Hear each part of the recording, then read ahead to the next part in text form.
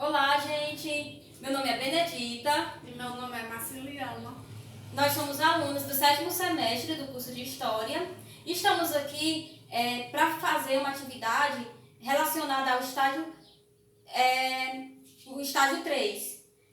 A gente sabe que a gente está vivendo um momento muito difícil, a gente não pode realizar as regências, ou seja, as aulas que a gente ia fazer nas escolas. Então a gente está fazendo esse momento, produzindo conteúdo para vocês, um conteúdo que vocês podem ver no YouTube depois ou em qualquer outra plataforma.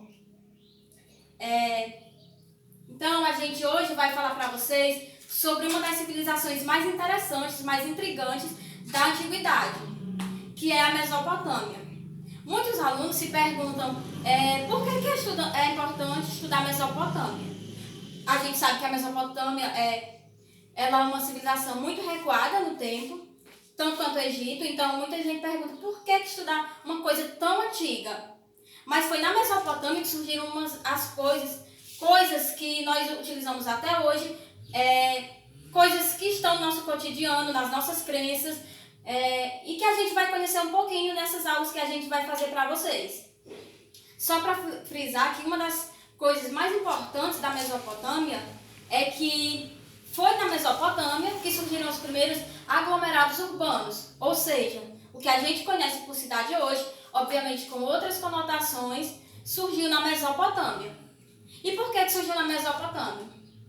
A gente vai explicar ao longo do vídeo isso, mas antes disso a gente vai explicar onde fica localizada a Mesopotâmia e por que desse nome.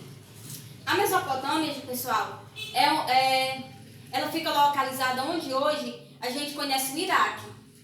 Iraque, uma parte da Turquia, é onde fica a região da Mesopotâmia. E a Mesopotâmia, pessoal, ela não é um país unificado, ela não é uma cidade unificada, ela é um conjunto de povos que foram se organizando ao longo dos tempos. Esses povos eram nômades e depois eles foram sedentarizando e formando aglomerados urbanos.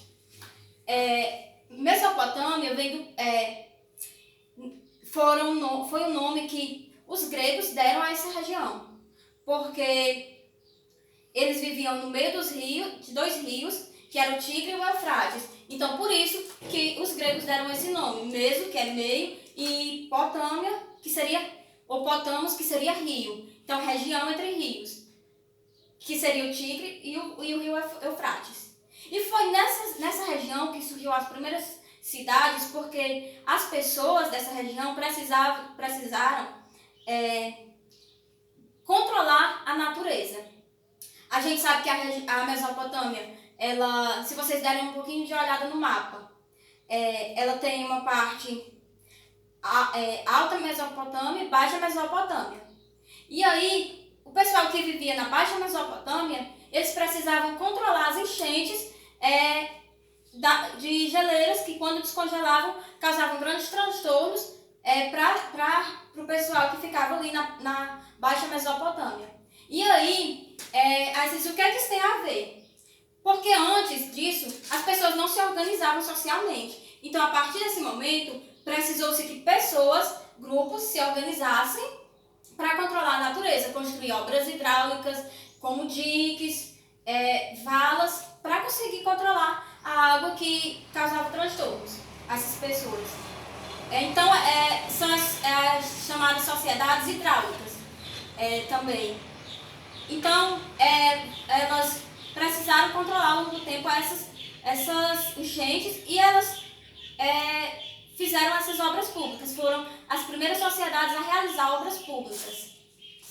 Bom, Benedita já falou um pouquinho aí, ela já mencionou essa questão da formação da Mesopotâmia, de como ela foi se formando, sobre esses povos que viviam nessa região. E uma coisa muito importante também para a gente entender, para a gente compreender sobre a Mesopotâmia, é sobre política e economia. Como que essas sociedades se organizavam politicamente e como viviam economicamente. Politicamente, assim, cada cidade-estado tinha digamos, um líder, que esse líder, ele era pessoas entendiam ele como sendo um representante de Deus ou dos deuses. Ele era geralmente um rei despótico e teocrático.